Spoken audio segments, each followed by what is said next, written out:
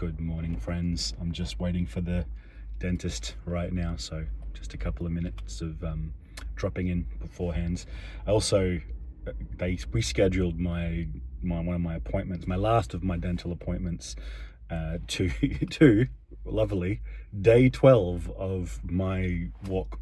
So hilariously, I am, which is roughly, by the way, roughly when I'm going to be kind of parallel to where the dentist is, just 40 miles to the east.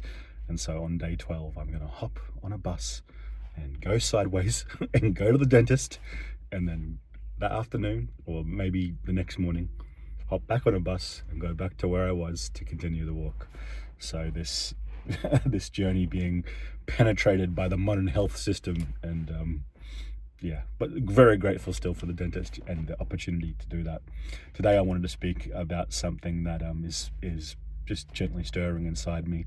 My friend over in Australia, Michelle Jones, who's has always been a real force of a woman, and someone I really respect, and a mentor and a big sister of sorts, even kind of like a mother energy occasionally for me, auntie energy for me.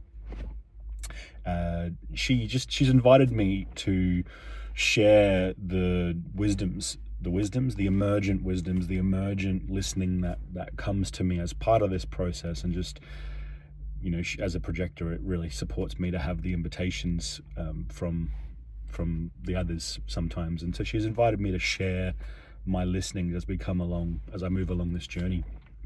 And today, waiting for the dentist, I've just had a little stirring, a little spark. It'll give you a little idea of what the insides of my brain is like, and where I spend most of my days. Kind of like what people would consider like a quite bizarre and sometimes extreme way of relating to the world. That is my just daily momentary life.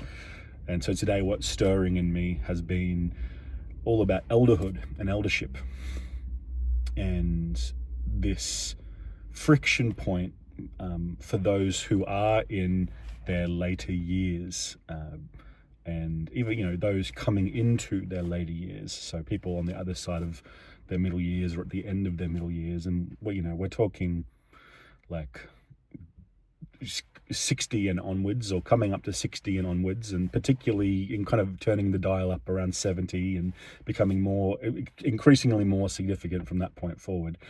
How do they rest into themselves and be met as elders within the community when they haven't journeyed the rites of passage, or they haven't journeyed the initiations of deep humanity? And how do we meet them if they haven't journeyed these kind of essential pieces of humanity? And right now, we've been grown up in a world where rites of passage and initiation are so few and far between. You can find your way to them, but they're in the underbellies, and the ones on the surface, they all fit within the legal system. And very few genuine rites of passage fit within the modern day legal system. This is part of the challenge of it all. But yeah, so we've got these older people, or these mature people coming into their elder years, having not sitting on the ground of elderhood.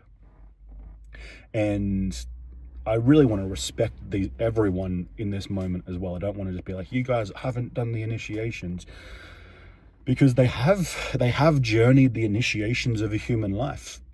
How well they've been contacted and changed and refined and grown by those initiations of a human life, I think really determines how their seat as an elder. Now, don't get me wrong, everyone has an innate importance, and everyone has an innate place within the wider ecosystem. But this is a really real thing that we have to navigate, and I don't have the answers for it, not yet anyway. And I'm hoping, just by kind of naming this, that perhaps you could just engage me in a little bit of a dialogue here. In some ways, kind of a call and response. I'll put this out there as a challenge, like how do we, or an invitation I should say, how do we meet this thing in the world? How do we meet the fact that our elders aren't initiated elders, and so they are like lowercase e elders rather than capital E elders. How do we meet that? Because they are there and they are important and they do have immense life experience and they haven't journeyed the initiations, and we have to be able to hold all of that. Now, there are some coming through, and it's increasing the number actually, who are really bringing themselves to life. And I'm not just talking about like just doing plant medicine ceremonies over and over again. That's not the initiations of deep humanity. That's some of the initiations of remembering and coming into body for the most part, often, sometimes, and connection to the greater whole. But that's only one piece, a small piece, one of the, something like 64 directions of initiation that are really important, I think, to sit the elder seat in our communities.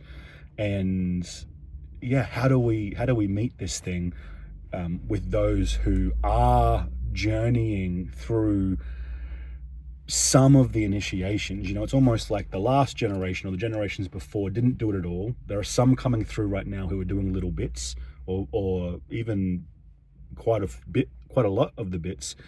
And I'm in a prayer right now that my generation and those just under me, age-wise and stage-wise, that they are going to really deeply meet the initiation, so that when they arrive into the elder years, we have our first generation of like genuinely initiated elders in, sometimes I want to say 2,000 years, don't quote me on it, but just, it feels like a long time. It could be 500 years. It's one of those like mythical, like since the beginning of it all, right back in the beginning. So we have the first generation coming through right now in a long, long time. That's the main thing, in many generations.